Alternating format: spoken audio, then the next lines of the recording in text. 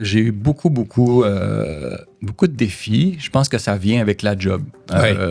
Si quelqu'un me demande des conseils pour partir en affaires, cette personne doit s'attendre à vivre des défis là, parce que la vie est faite comme ça. Moi, j'aimerais ça te raconter un moment marquant. C'est pas un défi, c'est un moment marquant. Oui, parfait. Je me souviens, il y a à peu près 13 ans, j'étais allé chercher un beau contrat, parce que j'étais rendu au développement des affaires, ce que je fais encore un peu aujourd'hui, là, j'adore ça. Donc, je vais rencontrer un client qui me présente ses besoins, puis wow, c'est un gros client, ils ont beaucoup de budget, il y a beaucoup de choses à faire. C'est mon client préféré, évidemment, parce que on travaille par phase, mais on en a pour longtemps ensemble. T'sais. Puis, je ramène ce projet-là, le client emballé de la présentation. Vraiment, on sort de là emballé tous les deux. Je pars avec ça, puis j'arrive à l'agence en présentant ce nouveau client-là qui veut travailler avec nous, puis le compte était gagné, puis tout ça. À l'époque, on avait une cloche, donc je sonne la cloche. Puis là, mais cette entreprise-là était une entreprise qui polluait. C'était un polluant. C'était une entreprise qui, par ses activités, immanquablement, générait de la pollution. Puis, les mains se sont mises à se lever chez Cabane. Donc, les gens ils disent « Non, moi, je veux pas travailler avec ça. Moi, je veux pas travailler là-dessus. Ah, moi, j'aimerais ça pas travailler là-dessus. » Puis, moi, je suis un gars des années 90, là, au niveau du développement des affaires. Si t'as un job, t'apprends, t'as fait. Je veux dire, mes valeurs sont pas nécessairement... doivent pas être alignées avec ce que je fais toujours, tu sais. Puis, mais cette personne-là, elle m'expliquait que c'était important pour elle que travailler avec sur des mandats qui étaient alignés avec ses valeurs. Puis, qu'elle ne travaillerait pas sur ce contrat-là. Puis que si ça faisait pas mon affaire, ben c'était ça, tu sais. Puis, c'était vraiment une autre génération que moi, tu sais. Bienvenue à Meilleur Humain, Meilleur Monde, rencontre avec des entrepreneurs visionnaires du Québec. Notre invité aujourd'hui, Simon l'Italien, bienvenue sur notre plateau. Merci, Tristan. De l'entreprise Cabane, une agence publicitaire. Oui. Toujours à mes côtés, mon associé et mon co-animateur, mon copilote de toujours, Normand Chadwick. Bonjour. Bienvenue sur le plateau. Merci. Mon nom est Tristan Laliberté. Normand et moi, on est tous deux du cabinet de services financiers Diversico, Finances humaines, qui propulse ce podcast. Et nous donnons des conseils financiers à des entrepreneurs comme Simon. Simon, on va lire un petit texte sur toi, sur ta business pour mettre la POC sur la glace, comme on dit en bon québécois. Alors, Simon l'Italien, tu es cofondateur et associé de l'agence Cabane. C'est une firme créative qui a été fondée en 2009 dans la région de Québec. Aujourd'hui, vous comptez à peu près 25 professionnels à l'intérieur de l'organisation. Avec de très, très beaux clients dont tu nous as parlé un peu plus tôt. Donc, l'agence existe depuis au-delà de 15 ans. Toi, tu as 32 ans d'expérience. Oui. On ne dira pas ton âge. On va laisser les gens... Moi, t'arrêtes à 32 ans, mais c'est pas grave, tu peux continuer. Pas de problème. Oui, exact. It feels like 32. Yeah. On te reconnaît pour ta capacité à faire cohabiter la créativité et la performance au sein d'une structure collaborative. Mm-hmm. Et puis... Je veux te laisser, à partir de maintenant, nous raconter un peu le début. Tu nous as parlé d'une première entreprise qui est à l'origine un peu de ton monde entrepreneurial. Tu t'es décrit comme quelqu'un qui n'est pas un entrepreneur dans le sang. Exact. Mais ton grand ami Maxime et toi avaient fondé quelque chose au départ. Exact. Partons de ça un peu la genèse là, de ton monde entrepreneurial. Ben oui. Dans le fond, moi, je suis un entrepreneur. J'ai appris à devenir entrepreneur parce que je suis pas né entrepreneur. Tu sais, on en connaît des gens qui, les parents étaient entrepreneurs, le père, la mère, tu sais, ils ont toujours su qu'ils allaient faire ça. Moi, c'était pas mon cas. Mais mon bon ami Maxime Tremblay, qui est toujours mon bon ami aujourd'hui, un soir de fête, on était au Temps perdu à Québec, puis on buvait de la chouffe. En tout cas, je sais pas si on peut commanditer par la bière chouffe, mais on a eu le projet ensemble de partir en affaires. Puis ça a pris une année à se préparer. Puis on est parti en affaires à ce moment-là. On était jeunes, on avait 22 ans. Donc, tu sais, c'est beaucoup de responsabilité pour des enfants, je dirais, à cet âge-là. Ouais. Mais on est parti en affaires. Puis assez rapidement, on a eu des bureaux, des employés, des financements, tout ce qui vient avec une entreprise. Puis cette entreprise-là a duré 16 ans. Mais mon ami Maxime, lui, après 6 ans, il est allé fonder d'autres entreprises. Donc, c'était encore un très bon ami aujourd'hui, mais j'étais seul à la barre de cette entreprise-là pendant 10 ans. Puis par la suite, l'idée de fonder Cabane est venue parce que Moi, pour la petite histoire, je suis un whiz kid des Macintosh. Là. Quand j'étais jeune, mon oncle avait la chance de toucher à plein d'ordinateurs, puis il m'avait fait toucher à un Macintosh. En fait, il m'avait donné un Macintosh là, en 1984. Fait que c'était un beau cadeau, ça. C'était un très beau... Dans ce temps-là, il me l'avait prêté longtemps, comme il disait. Okay. Puis, donc, j'ai toujours été très, très habile. J'ai toujours travaillé avec ça. Moi, faire du design à la main, j'en ai presque jamais fait. J'ai commencé avec ça, puis de l'illustration, puis ça. Donc, Tremblay l'Italien est devenu très connu là, rapidement pour nos capacités techniques. Puis, j'ai réalisé plus tard que même si c'était plus nécessairement notre point de focus, on faisait du design, on faisait tout ça de travaux, ben, tout le monde se souvenait encore du côté technique là, de Tremblay l'Italien. Donc, à ce moment-là, ben, j'ai pris la décision de fermer cette entreprise-là, puis de faire un nouveau projet qui est encore aujourd'hui axé sur l'idéation puis la créativité. Parle-nous de l'origine du mot cabane. Cabane, ben oui. Ouais. Ben, c'est drôle parce que nous, on cherchait, il y avait plusieurs critères. On voulait un nom dont le .ca était disponible. Ça, je pense que ça vient automatiquement. Puis, on voulait avoir quelque chose que tout le monde connaissait, qui était gros, pas beau, sale, peu importe, qui était pas raffiné, pour faire contraste un petit peu avec la qualité de travail qu'on fait, la complexité aussi qui vient avec notre travail, puis tout ça. Donc, on voulait créer une espèce de contraste. Puis, le nom de code de Cabane, donc avant de s'appeler Cabane, ça s'appelait Grizzly. Moi, j'étais en amour avec ce nom-là, puis avec l'image d'une grosse bête crottée, en contraste avec ce qu'on faisait des travaux très, très léchés, puis tout ça. Mais le nom était déjà connu là, pour la marque de saumon fumé. Ouais. Donc, Cabane est arrivé en deuxième. Là. OK. Puis, mais quand même, il y a quelque chose que tu nous as dit tantôt qui m'a fasciné par rapport à l'origine du mot cabane, qui d'ailleurs originalement s'écrivait avec un K. Exact. Comme ce que vous avez choisi pour votre nom. Exact. Nom, puis également un peu de où ça vient l'origine du mot cabane. Du mot cabane. Ben, exact. En fait, on a fait un brainstorm parce que cabane, de l'aventure Tremblay l'Italien, j'ai gardé 2 personnes qui m'ont suivi dans l'aventure cabane. Puis, je voulais que ça soit très, très collaboratif. Puis, c'est encore comme ça aujourd'hui. On a très peu de hiérarchie chez Cabane. C'est très... tout le monde participe. Puis, donc, je me suis assis avec ces 2 personnes-là. Puis, on a fait un brainstorm sur justement trouver un nom. Puis, Grizzly, on l'a mis de côté. Mais on voulait trouver quand même un nom qui donnait le même effet. Puis, le nom de Cabane avec un K a été suggéré. Puis moi, j'étais pas fou de ça. Tu sais, changer l'orthographe d'un mot. Mais en cherchant un peu... j'ai trouvé que c'était l'origine du mot cabane qui s'écrivait avec un K. Puis, ce que ça représentait, la vraie définition, c'est la petite maison où habite le fou, le magicien ou la sorcière qui est à l'extérieur du village. Puis moi, je suis comme tombé en amour avec le mot. Là, je trouve que ça ressemblait à ce qu'on voulait faire comme projet. Puis, c'était pas une coquetterie de changer la lettre. Il y avait comme une origine. Ouais. Donc, à partir de ce moment-là, on s'appelle Cabane. Là. Puis, là, tu sais, on en parle aujourd'hui, vous me posez la question, mais c'est pas quelque chose dont on discute maintenant. Tu sais, ça existe maintenant, Cabane, puis c'est quelque chose qui est le sens de où vient Cabane, là, c'est pour les historiens. Tu as 22 ans, Maxime. C'est Maxime là, qui t'a proposé de partir en affaires. Avec ce que tu nous as dit, tu as appris à devenir entrepreneur. Avec le recul maintenant, avec ce que tu sais de la vie puis ce que tu as accompli, est-ce que tu serais quand même devenu entrepreneur? Oui, absolument. Ouais. Okay. Donc, il t'a donné l'élan, il t'a donné le souffle pour... Oui, il m'a vraiment donné la piqûre de l'entrepreneuriat.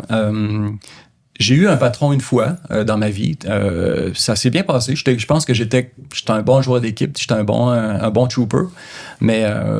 avoir la liberté d'aller où je veux avec l'entreprise, c'est quelque chose là, dont je pourrais pas me passer vraiment aujourd'hui. On pourrait pas m'imposer quelque chose que je comprends pas ou avec lequel je suis pas d'accord. Je pense que je pourrais pas faire ça. Donc, la seule job disponible qui me permet ça, c'est d'être patron, en fait. Là. Voilà. Mm-hmm. Tu t'es décrit tantôt en pré-entrevue comme un artiste. Puis en même temps, j'ai souvent dit, il y a 3 bébites que j'aime vraiment beaucoup dans la vie. J'aime les artistes, j'aime les entrepreneurs, puis j'aime les sportifs. Ben là, on va... Et je trouve que ça se ressemble. On danse ensemble? Oui, exact. Oui. En quoi te définis-tu comme un artiste et en quoi cet artiste-là amène tes qualités entrepreneuriales? Oui. Ben oui, je suis un artiste. Moi, je suis un designer graphique là, de formation. Puis, j'ai toujours aimé les arts. J'ai étudié en art aussi. J'adore la peinture. Tu sais, je vais m'émouvoir devant une peinture. Tu sais, vraiment, vraiment, c'est quelque chose que j'adore.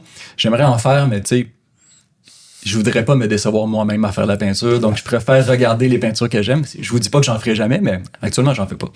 Mais oui, je suis plus artiste qu'entrepreneur parce que ça me permet, moi, en étant plus artiste, d'être très, très proche du produit. Je suis très proche de ce qu'on fait.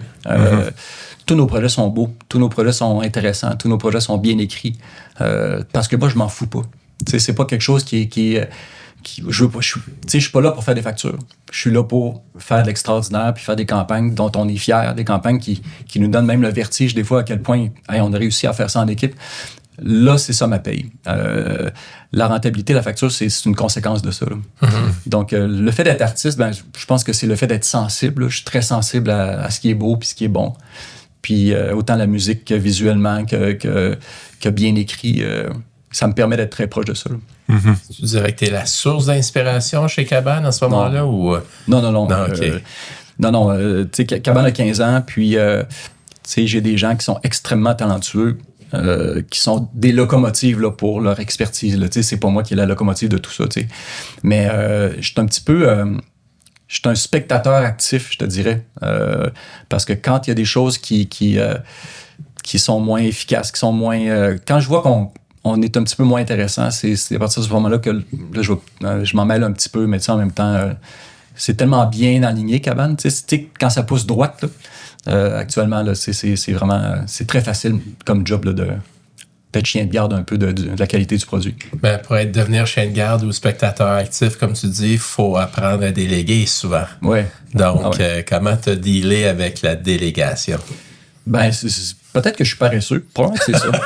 Parce que moi, je délègue très facilement. Okay.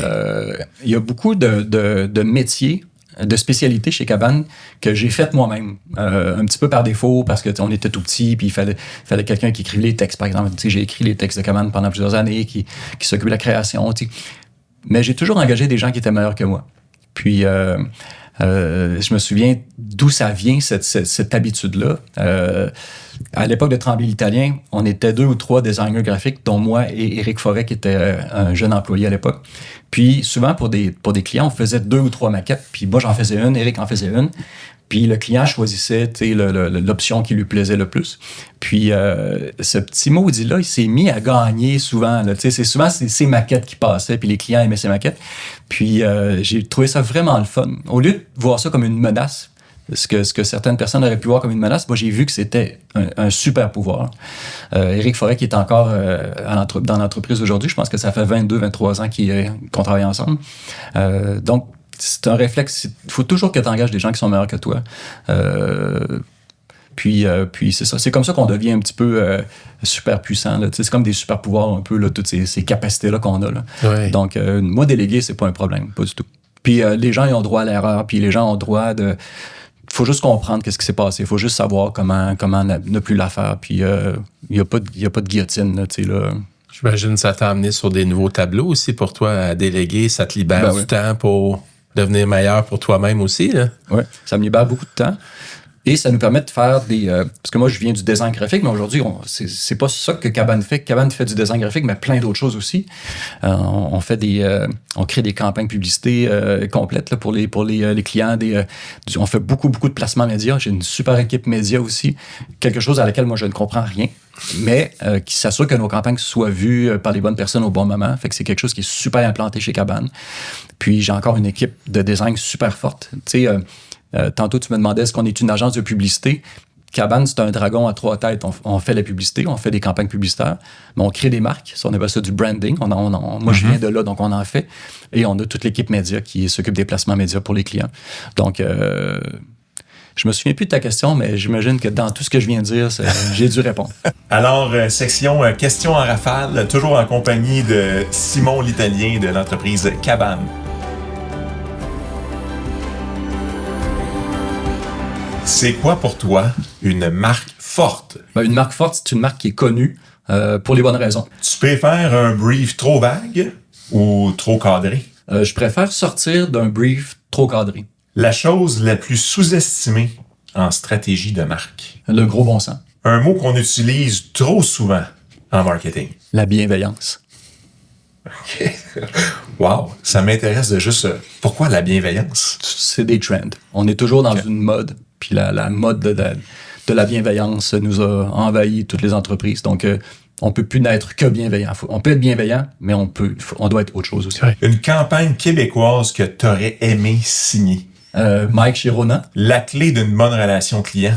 La confiance. Client difficile ou mandat flou? Lequel tu choisis? Client difficile. Le réflexe qui tue la collaboration client-agence? Arriver avec des réponses trop rapidement.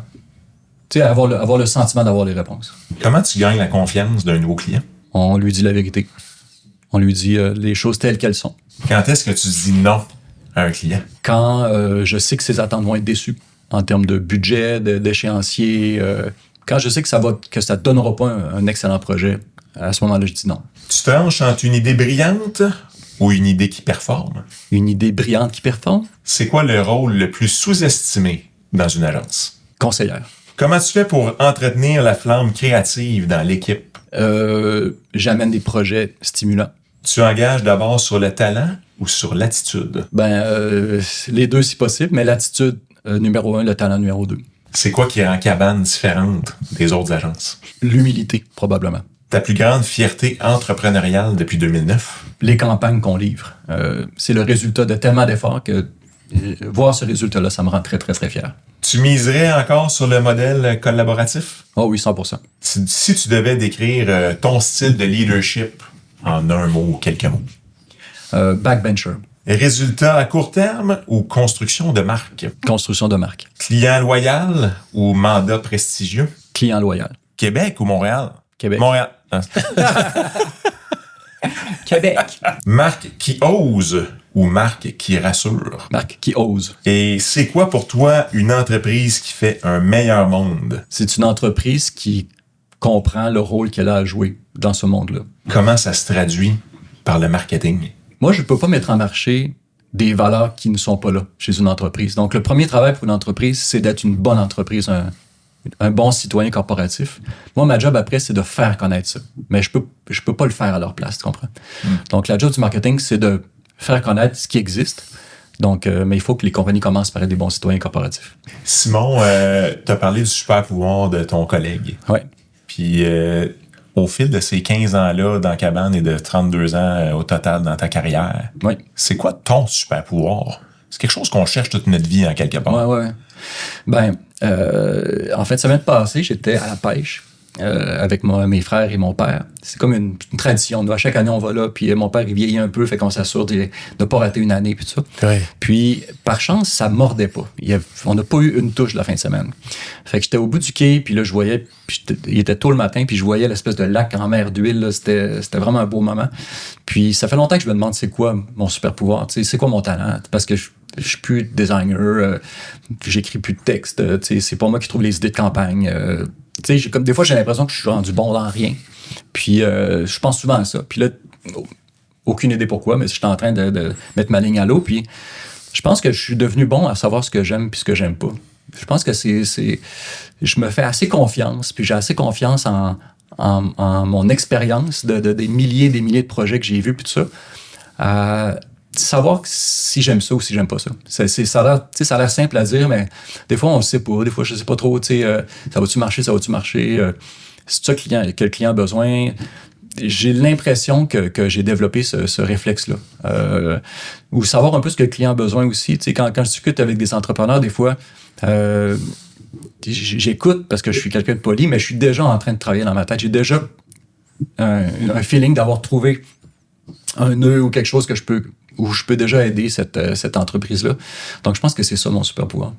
Ben même tantôt, quand tu l'as raconté en coulisses, au-delà de est-ce que j'aime ou j'aime pas, moi, ce que j'ai entendu en arrière de ça, c'est « et si tu aimes », c'est un très bon baromètre pour voir si ça va fonctionner. Ben, oui et non, dans le sens où j'aime avec mes yeux de gars de 54 ans. C'est pas nécessairement ce que...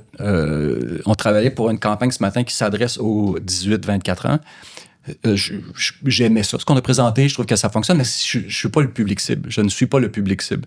Donc, je suis très, très confiant dans ce qu'un gars de 54 ans de Québec, francophone, aiment parce que c'est mon personnage. Ouais. Quand ça devient un personnage qui est complètement différent, là, c'est d'autres personnes que moi qui vont... en fait, on fait ça en équipe, mais je vais plus me fier au goût d'une autre personne là, pour savoir si c'est bon. Parce que quand je dis ce que j'aime pas, ça veut pas dire ce qui est bon, ce qui est pas bon. Parce que, tu sais, ce qui est bon pour moi est mauvais pour un autre. Là. Effectivement, il y a beaucoup d'humilité dans ta réponse. Ouais, mais c'est ça, je suis assez clair, puis si j'aime pas ça, je le dis. Tu sais, je me force plus à... Ouais. Tu sais, on retravaille des choses des fois. Dans le courant du développement d'une entreprise, il y a toujours des faits marquants, autant des bons coups que des mauvais coups ou des challenges. Des challenges, c'est ça, exactement, des défis. Y en a-tu un ou deux que tu pourrais nous raconter? Ah non, moi, j'ai jamais eu de défi. T'as jamais eu de défi, hein? Non. Franchement. Un petit lac tranquille, miroir tout le temps. Ouais. J'ai eu beaucoup de défis. Je pense que ça vient avec la job.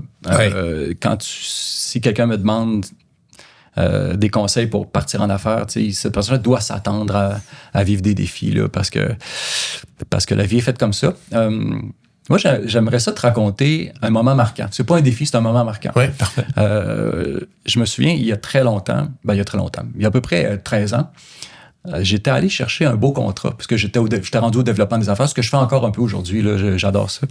Donc, je vais rencontrer un client qui me présente ses besoins, puis wow, c'est un gros client, tu sais, ils ont beaucoup de budget, il y a beaucoup de choses à faire. Ça, c'est mon client préféré, évidemment, parce que, tu sais, on travaille par phase, mais tu sais, on en a pour longtemps ensemble, tu sais. Puis, je ramène ce projet-là, le client emballé de la présentation. Vraiment, on sort de là emballé tous les deux. Je pars avec ça, puis là, j'arrive à l'agence en présentant ce nouveau client-là qui veut travailler avec nous, puis le compte était gagné, puis tout ça. À l'époque, on avait une cloche, donc je sonne la cloche. Là, mais cette entreprise-là était une entreprise qui polluait. C'était un polluant. C'était une entreprise qui, par ses activités, immanquablement, générait de la pollution. Puis, les mains se sont mises à se lever chez Cabane. Donc, les gens ils disent « Non, moi, je veux pas travailler avec ça. Moi, je veux pas travailler là-dessus. Ah, moi, j'aimerais ça pas travailler là-dessus. » Puis, moi, je suis un gars des années 90, là, au niveau du développement des affaires. Si tu as un job, tu apprends, tu as fait. Je veux dire, tu sais, mes valeurs sont pas nécessairement, doivent pas être alignées avec ce que je fais toujours, tu sais. Puis, mais cette personne-là, elle m'expliquait que c'était important pour elle que travailler avec sur des mandats qui étaient alignés avec ses valeurs, puis qu'elle ne travaillerait pas sur ce contrat-là, puis que si ça faisait pas mon affaire, ben c'était ça, tu sais. Puis c'était vraiment une autre génération que moi, tu sais. Puis je l'ai vraiment écouté. Elle m'a vraiment marqué, cette personne-là. Elle s'appelle Camille, d'ailleurs. Camille, c'était là, quelque part. Puis Camille, elle m'a vraiment marqué, puis elle a marqué l'histoire de Cabane aussi, parce que on a gardé ça.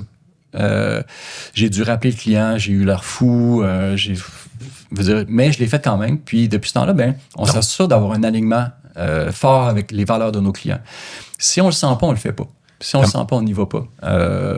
Ça a l'air indépendant à dire comme ça parce que tu sais, on est content de tous les clients qu'on a. Mais tu sais, si c'est une entreprise où je sens que les gens sont pas motivés, on n'y va juste pas. Ça, c'est un des moments marquants, je te dirais. Il y en a plein d'autres, mais ouais, c'est un des moments marquants. Comment tu y as dit ça au client? Le client, il croyait pas ses oreilles, là, vraiment. Là. Okay. Surtout que j'étais enthousiaste. La veille, on s'est presque fait une accolade. Là, on partait de loin. Mais je lui ai expliqué. Je lui ai dit, actuellement, ben, je préfère perdre une opportunité d'affaires que de perdre cet employé-là. Puis il a compris. Il dit, je comprends. Il dit, ça fait pas mon affaire, mais je comprends. Puis on s'est recroisés plein de fois, puis ce client-là est super gentil, puis c'est un humain. Tu sais, ces entreprises-là sont peuplées d'humains fantastiques. Là. C'est pas parce que l'entreprise génère de la pollution que les gens qui y travaillent sont des mauvais humains. Là. Ce ne sont pas de la pollution eux-mêmes. Là. Exact. Très intéressant, très bonne histoire. Beaucoup de... il y a eu d'autres moments marquants. Tu sais, je me souviens, à l'époque au Cabane, on était 7 ou 8 personnes. On faisait déjà des belles campagnes. On a toujours fait des trucs vraiment, vraiment sautés. Puis à l'époque, on n'avait pas de moyens. Là, je me souviens, on a fait une vidéo avec des croûtes de tranches de pain qui étaient transformées en marionnettes. C'était tellement drôle, là. C'était tellement niaiseux, mais toute l'agence était pleine de sacs de pain western puis de tranches de pain partout. Puis on a fait ça pour participer à un concours contre des grandes agences, puis on a vraiment chauffé les fesses de ceux qui ont gagné. On a terminé 2e, finalement, avec un budget d'à peu près 20$. Tu sais, du IGA pas loin. Des sacs de pain. Puis ceux qui ont gagné, il y avait des chevaux, des ci, des ça. Ils ont dû mettre 200-300 000$. Nous, on a mis 20$. Puis, fait que ça, c'est à cette époque-là, on faisait des projets vraiment sautés comme ça. Puis, nos clients commençaient à nous demander des résultats de campagne. T'sais, c'est beau ce que vous faites, on est content. C'est quoi les résultats? T'sais, on a eu combien de vues, combien de ci, comment ça a fait bouger notre chiffre d'affaires, puis tout ça. Puis toute l'industrie s'en allait vers ça. T'sais, quitter un peu la création. Ben, on reste encore un pied dans la création, mais il fallait avoir un pied dans la mesure des résultats aussi. Puis, on travaillait sur le même étage d'une petite entreprise qui faisait, eux, de la stratégie média. Puis, justement, ils faisaient ça, des rapports de performance de campagne, puis tout ça. Puis, on a décidé de joindre les 2 entreprises. Cabane a englobé cette entreprise-là. Puis ça, c'était un moment marquant parce que la croissance qui s'en est suivie est arrivée très, très, très rapidement. Cette petite entreprise-là avait un bureau à Montréal, donc on a développé Montréal. On est passé de 8 à 50 très, très, très rapidement. Puis moi, je pense que c'est un des moments marquants où la magie de la création et des résultats, là, ça a créé une espèce de momentum là, qui plaisait aux clients puis qui était vraiment super efficace.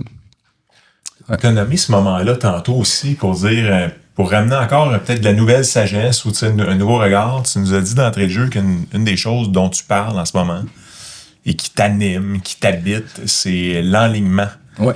Tu dis que justement, à cette époque-là, cette croissance fulgurante, peut-être vous n'avez pas laissé le temps de onboarder, là, excusez l'anglicisme, les personnes, parce que vous en avez tellement accueilli en même temps. Oui. Parle-nous un peu de toute ta vision par rapport à l'enlignement. Puis... Oui, bien, c'est sûr qu'une croissance rapide, faut que ça se prépare. Nous, on l'a pas préparé. On l'a pas subi. Subi, c'est pas le bon mot, mais on a été spectateur un peu de cette croissance-là. On l'a encouragé. On était super heureux. Mais on est arrivé à un moment où la vision était plus claire, où la mission de l'entreprise était pas claire. Puis le blanc me revient. Là, c'est moi qui n'ai pas pris le temps de m'arrêter et de dire, t'as peu, là. OK, là, le train roule, mais prenons une minute pour bien se définir, puis pour bien se faire un bon guide d'employé, expliquer qui on est, expliquer qu'est-ce qu'on offre aux clients. Tu sais. On n'a pas pris le temps de faire cet arrêt-là.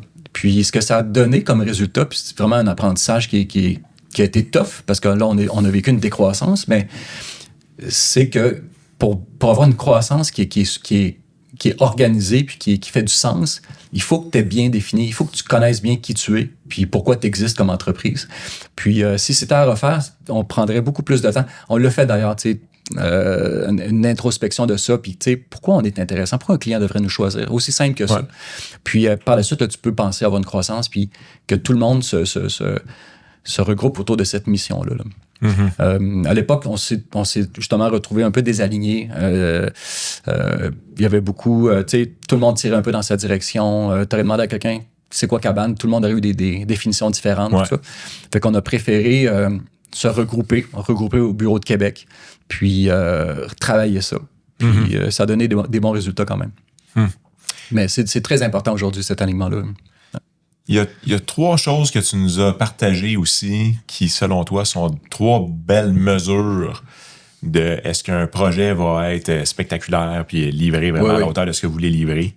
Exact. Je vais te laisser nous les partager, mais moi, j'ai retenu, en fait, la relation client. Vous avez une façon différente de travailler votre relation client. Oui. Tu nous as dit, il faut que nous autres mêmes, on s'impressionne. Je me souviens pas tout à fait de la 3e, elle va me repopper, mais sinon, tu pourrais certainement m'aider à la compléter. Parle-nous de ces baromètres-là là, que tu vois maintenant. Ben, je pense que si vous allez sur le site de Cabane, on en parle là, de la relation client, de la qualité de la relation client. Ça a été notre point de focus des dernières années parce que on a réalisé, on cherchait un petit peu, c'est quoi la saveur Cabane? Tu sais, c'est quoi, pourquoi on existe? Puis, on a réalisé que des fois, on travaillait super bien, des fois, on travaillait bien, des fois, on travaillait pas bien. Puis on s'est dit, ben, c'est quoi qu'est-ce qui se passe quand on est motivé, quand on travaille, quand on fait des belles campagnes? C'est quoi l'ingrédient qui est là? Puis qui n'est pas là dans les autres cas. Puis on a réalisé que c'est vraiment la relation client. Quand la confiance est installée, puis que le client, il est confiant, il nous délègue vraiment, tu sais, la création des campagnes, puis tout ça, on est plus libre. On a plus de liberté de pousser les projets plus loin. Tandis qu'un client qui est toujours hésitant, qui le pied sur le break, ben ça fait des projets qui sont moins intéressants parce qu'ils sont plus conservateurs. Si on veut aller dans l'audace, il faut vraiment avoir une belle relation avec les clients. Puis donc ça doit être absolument, ça doit être là. Puis mais ça, on a travaillé là-dessus beaucoup. Là, Laurie, entre autres, qui m'écoute, salut Laurie, est arrivée et elle a vraiment mis en place un système de service conseil qui est super bien organisé. On investit beaucoup plus de temps qu'une agence moyenne en relation client pour les écouter. On écoute vraiment beaucoup avant de commencer à dire sortir nos recettes. On n'en a pas de recettes de toute façon. T'sais. Fait qu'on écoute, on se met à la place du client. On a beaucoup d'empathie aussi pour les clients.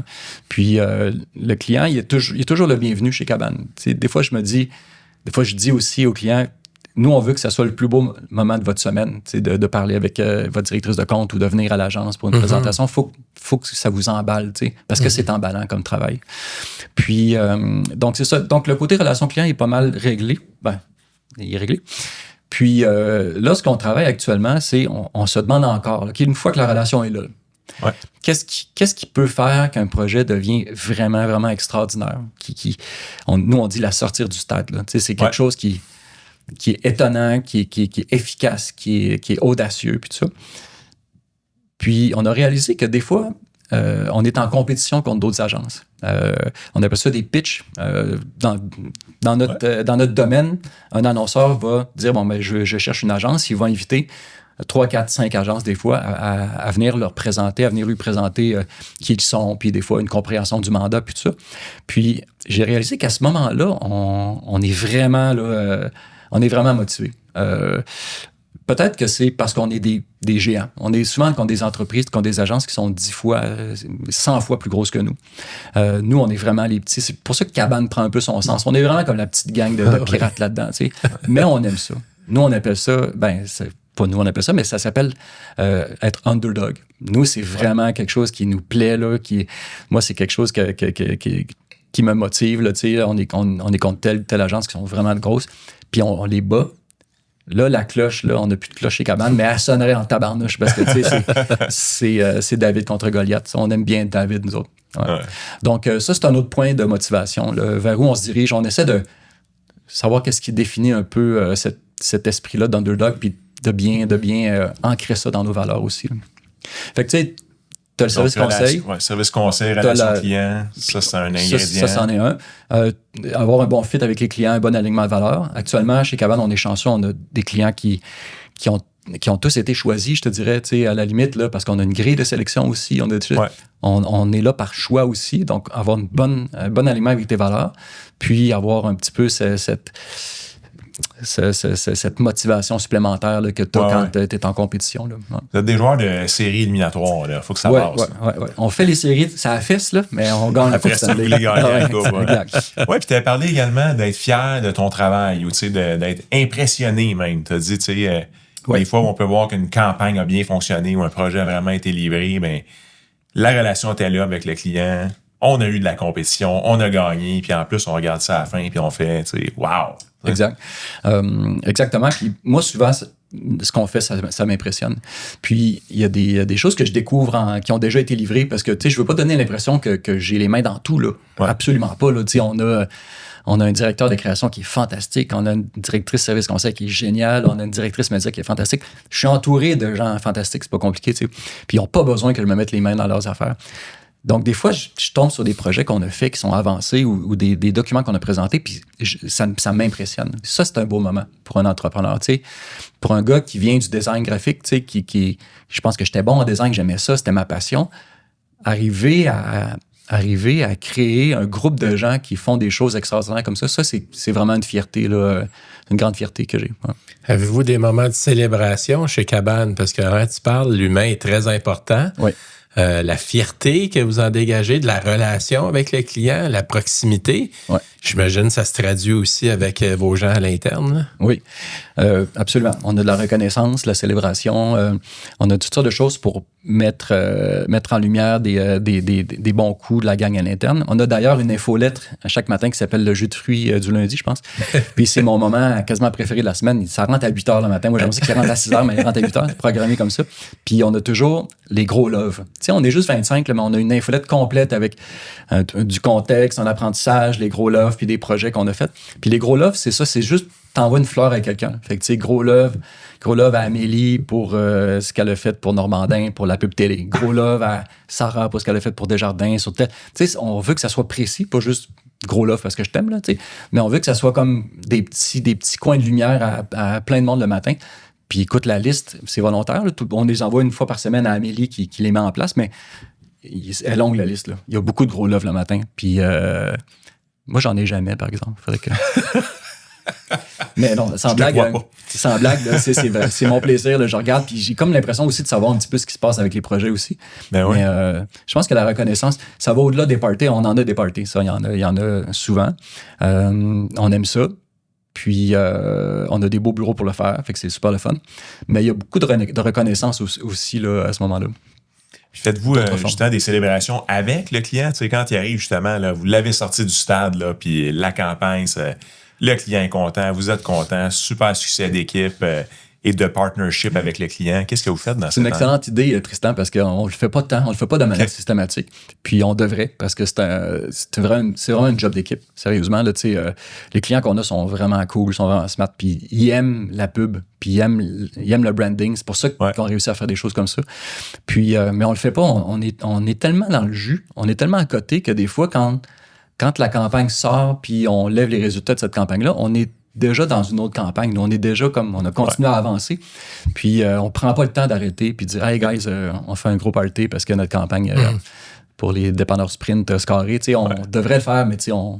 Vous l'avez pas fait. On est rendu ailleurs. Écoute, prends mon idée puis amène-la chez vous. Je vais te voler la tienne des gros loves. J'aime ça, moi, pour chez nous à l'interne. J'invite tout le Québec à faire des gros loves. Ça prend une seconde, puis c'est super apprécié.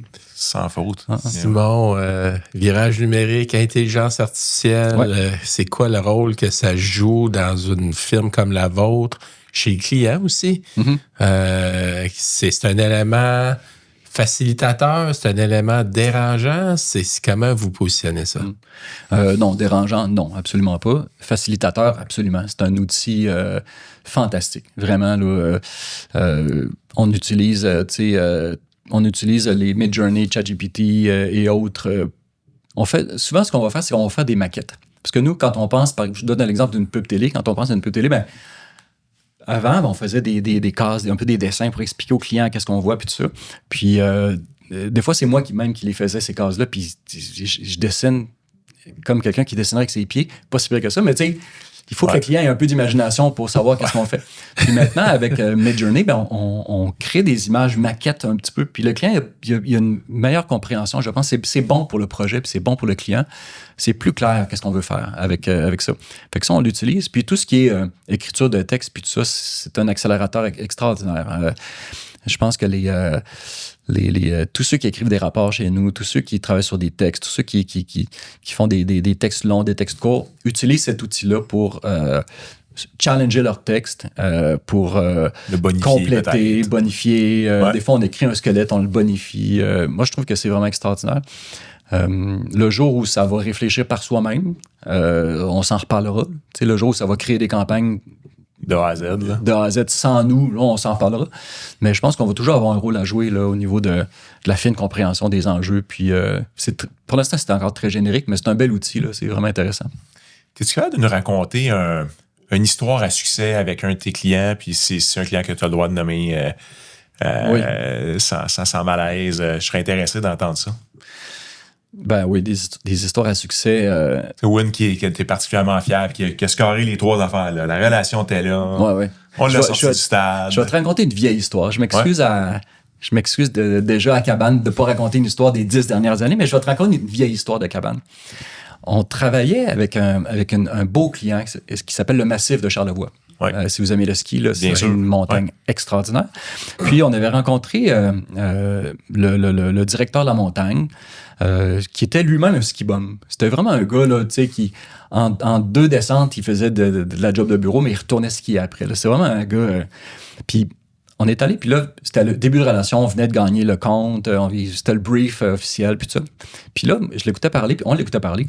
Puis, je me disais plus rien d'autre que c'est un ski bum. Tu sais, je vous l'ai dit tantôt, je suis quand même assez TDA, puis là, ça m'était resté en tête, puis là, la personne continue à parler, puis je suis très poli, moi j'écoute jusqu'à la fin, mais j'étais déjà en train de me dire, il faudrait que la montagne elle soit un ski bum, faudrait que... Puis quand on est revenu au bureau, on a travaillé sur une campagne, c'est pas moi qui a trouvé l'idée, là, je me dédouane tout de suite, mais qui s'appelle le Fun Brut. Ça s'appelle juste Fun Brut, 2 mots. Puis on a positionné la montagne avec ça pendant plusieurs années. Tu sais, tu veux de la vraie neige, tu veux vraiment du ski, tu vas au massif, puis là c'est brut, puis là on te traite des matériaux bruts, puis tout ça. Mais ça, c'est juste le contexte. On arrive avec un projet. Ce client-là, on gérait son budget annuel au complet, puis on économisait un peu partout où on pouvait, puis on se faisait un projet carte blanche à la fin de l'année. Donc, on avait 8 000 $ pour faire notre projet carte blanche pour le massif de Charlevoix. Puis, Alexis arrive avec une idée. Alexis, puis Bruno aussi, qui était cinéaste à l'époque chez nous, il arrive avec une idée complètement sautée. Il voulait faire la promotion de la semaine de relâche, la semaine de mars. Donc, on voulait dire, au lieu d'aller dans le sud pendant la semaine de mars, viens passer une semaine viens passer une semaine au massif pour triper en montagne, puis tout ça. Ça, c'était le brief. Ouais. Fait qu'ils ont créé une fausse maladie qui s'appelle la maladie des snowbirds. Puis ils ont créé une fausse fondation qui s'appelait Sauvons les snowbirds. C'était tellement drôle. Ils ont fait une espèce de vidéo. Ils sont partis en Floride. Backpack, là, complètement. Là, j'avais pas d'argent. J'ai couvert les frais du motel, that's it, là, puis ils ont tourné un documentaire. Un documentaire, c'est un documentaire où tu décroches jamais, tu dis jamais que c'est une joke. C'est tourné comme un vrai documentaire, mais le sujet n'a aucun bon sens. On appelle ça un mockumentaire. Donc, ils ont filmé un ancien champion de ski qui a attrapé la maladie des snowbirds, donc il est obligé de s'en aller dans Floride l'hiver. Puis c'est tellement drôle. On suit ce gars-là dans son quotidien, puis dans ses prouesses, puis tu le vois toujours, il est sur la plage, mais tu le vois que dans sa tête, il est encore en ski. Là. C'est vraiment bien fait. Là. Peut-être sur le site, on pourrait mettre le lien, en tout cas, peu importe. Mais en tout cas, ça, c'est un projet qui est complètement fou. Puis c'est celui-là où la cliente, elle l'a dit, on essaie d'expliquer, puis la cliente a dit, je comprends pas ce que vous voulez faire, mais elle a dit, faites-le. Ça a donné un projet extraordinaire. La campagne Sauvons les Snowbirds, avec... il y a tellement eu de commentaires. Il y a même des gens qui voulaient envoyer de l'argent. Tu sais, je veux dire, c'était... Il y a une certaine partie de la population qui n'avait pas compris que c'était pas un vrai documentaire. Donc, puis il y avait tellement de gens qui ont répondu qu'on a créé une réponse. On a créé une deuxième vidéo par la suite où ce snowboard-là revenait au Québec puis recommençait à faire du ski. En tout cas, c'est vraiment un bijou, ce projet-là. Là. Ouais. Fait que ça en est un projet qui m'a marqué personnellement, mais des campagnes à succès... On n'a pas de campagne qui ne fonctionne pas. Ça n'existe pas. Là. Quand une campagne ne répond pas aux objectifs chez Cabane, on a tellement de leviers.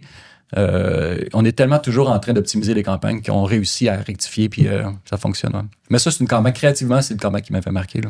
Un des défis des hommes, des femmes d'affaires, Simon, c'est de trouver l'équilibre dans leur vie, trouver comment avoir du succès, mais aussi pas oublier les gens qu'on aime, les gens qu'on est proches. Comment tu arrives, toi, à faire ces choix-là? On parlait d'apprentissage tantôt, puis on dirait que les apprentissages viennent souvent de manière difficile, puis tout ça. Puis moi, quand j'étais jeune, je suis parti en affaires à 22 ans, mais à 21 ans, je me préparais à partir en affaires. Donc, j'avais une job dans une agence que j'adorais. Je travaillais, de 8 à 9 heures le soir. Je faisais de l'over tout le temps. Mm-hmm. Mais à 9 heures, je commençais ma pige. Parce que c'est des clients que je développais tranquillement pour que le jour où je partirais en affaires, mais déjà, on aurait du travail à faire. Fait que je travaillais jusqu'à minuit, j'appelais ça mon deuxième souper. Puis je travaillais jusqu'à 2-3 heures du matin. Puis je me couchais, puis je me levais à 7 heures, puis j'allais travailler le matin. J'ai fait ça pendant l'année de préparation, vraiment longtemps. Puis j'ai beaucoup trop travaillé. Vraiment beaucoup trop. Puis j'avais aucune qualité de vie. C'était quelque chose qui, dans ma tête, je voyais même pas ça comme un sacrifice. Dans ma tête, je me trouvais chanceux d'avoir de la job, puis je la faisais. Mais je perdais mes blondes, je me souviens une fois, je travaillais, puis je regardais, je disais, ah non, c'est Noël, il faut que je m'en aille chez nous, puis je suis arrivé chez mes parents, genre, pas de calot, rien, même pas changé, parce que j'avais oublié, je veux dire, des affaires qui n'ont pas d'allure, ça, j'en ai fait. Donc, quand j'ai fondé Cabane, je l'ai pas fondé de la même manière. C'est plus... moi, je travaille pas trop. J'ai 3 enfants, je suis marié, j'ai toujours été super proche de mes enfants. J'étais pas raté beaucoup de spectacles de flûte à bec. Là. J'en ai raté une couple parce que des fois, j'étais en déplacement, mais je suis là, là 90% du temps. Là, puis je fais beaucoup les lifts aussi. Là, je vais porter les enfants à l'école. Moi, à 3h, 3h30, je cherche-moi pas là, parce que je suis à l'école en train de reprendre les enfants. Je me rebranche après, mais tu sais, la vie familiale, c'est de très, très, très loin ma priorité numéro 1. Puis ça vient avec ce que ça vient. Je veux dire, il y a peut-être des opportunités que j'ai ratées, il y a peut-être des choses que j'ai pas fait parce que je faisais ça, mais je suis convaincu que c'était pas une erreur. Là. Ouais. Mm-hmm. Fait que cet équilibre-là, c'est un choix. Je pourrais travailler tout le temps. Là. Je pourrais travailler 24 heures sur 24, 7 jours sur 7, puis ça m'intéresse pas. Là, de toute façon, à partir d'un certain moment, un certain nombre d'heures, on n'est absolument pas efficace. Là. On fait juste... Donc oui, l'équilibre, c'est super important. Ouais. Y a-tu d'autres éléments? Je pense que tu fais de la musique aussi. Tu nous as parlé de l'art tout à l'heure, mais quand même, tu as plusieurs facettes. C'est comme chaque être humain, je pense que j'ai plusieurs... on est compliqué comme être humain. Puis moi, je suis un drummer là, depuis toujours, un drummer de band de garage. Là. D'ailleurs, ça me rappelle une anecdote. Quand il y a plusieurs années... on avait un petit band à l'interne. On appelait ça le K-Band. On avait du fun.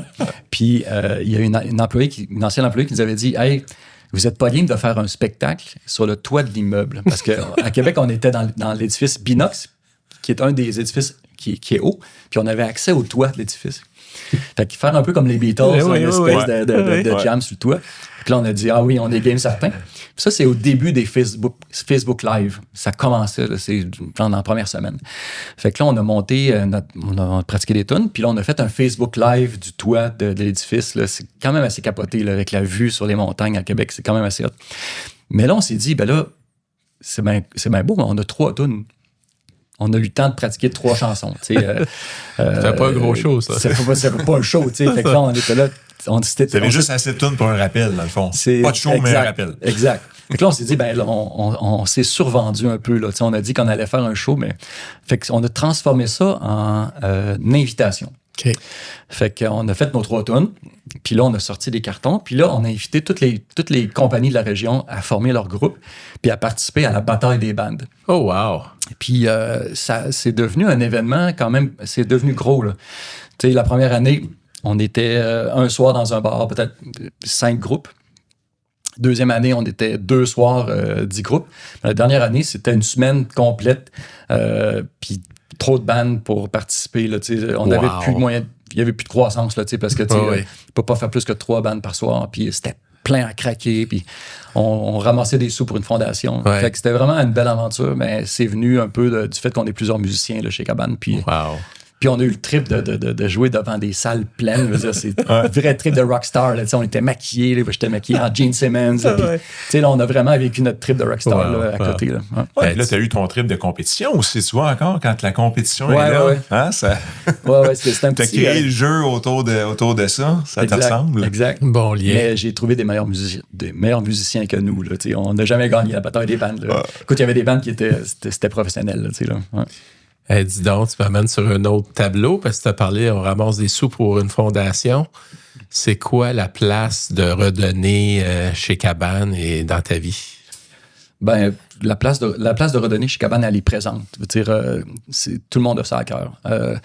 On redonne, on travaille pro bono, en tout cas à tarif préférentiel avec plusieurs organismes, dont la prévention du suicide, avec le BEC, là, qui est un bureau d'entraide pour les communicateurs, avec tout ça, le BAN, puis ça, c'était pour une fondation qui s'appelle Groupe Parrain, là, qui payait l'épicerie de famille qui était autour du bureau. Là, notre bureau était au centre-ville de Québec, puis il y a des gens des familles qui étaient désorganisées, qui étaient juste en bas des étages. Donc, on a vraiment redonné tout le temps. Ça a toujours été présent. Aujourd'hui, les employés ont du temps pour faire du bénévolat, du temps qui est payé aussi. Donc, chacun est quand même... chacun peut choisir sa cause puis donner du temps à sa cause. Moi, personnellement, ça a tout le temps été présent. Je me souviens, quand j'étais petit, moi, mes parents... Ben, ma mère puis mes oncles, tout ça, ils faisaient l'épicerie avec des personnes dans le besoin dans les fêtes. Je voyais ma mère partir avec les bacs, puis les sacs d'épicerie, puis plus tard, j'ai participé avec cette fondation-là qui s'appelle Groupe Parrain. Puis c'est ma tante qui était présidente. Moi, j'étais bien impressionné de ça. Puis assez tôt, elle m'a dit, elle avait moins de temps, mais elle m'a dit, tu devrais être président de cette fondation-là. Fait que j'ai été président de la fondation, je compte pas les années, mais tu sais, genre 20 ans, là, où on a vraiment fait plein de choses, plein de levées de fonds, des soupers spaghettis, des batailles des bandes, des levées de fonds en entreprise, plein d'affaires là, pour maintenir notre budget. La fondation existe encore, je suis encore sur le conseil d'administration, mais moi, ça a tout le temps fait partie de ma famille, j'ai tout le temps vu ça. Donc, les enfants font ce qu'ils voient chez eux, là, ils imitent un petit peu les parents. Fait que, clairement. Ça, c'est quelque chose que j'ai appris de bonne heure. Ouais. Yeah. Wow, écoute, mine de rien, l'entrevue se termine tranquillement. Il me semble qu'on vient juste de commencer. On vient juste de commencer, c'est tout le temps la même chose. Ouais. Il va falloir qu'on se revoie. Mais écoute, moi, je retiens vraiment plein de choses de notre entretien, mais entre autres, je te voyais tantôt le drummer en arrière de la scène, parce que tu dis, tu as vraiment formé ton band dans ton entreprise. Ah oui, complètement. Tu sais, mon chanteur bien meilleur que moi, mon guitariste meilleur que moi aussi meilleur que moi, mais le drummer est important dans le groupe.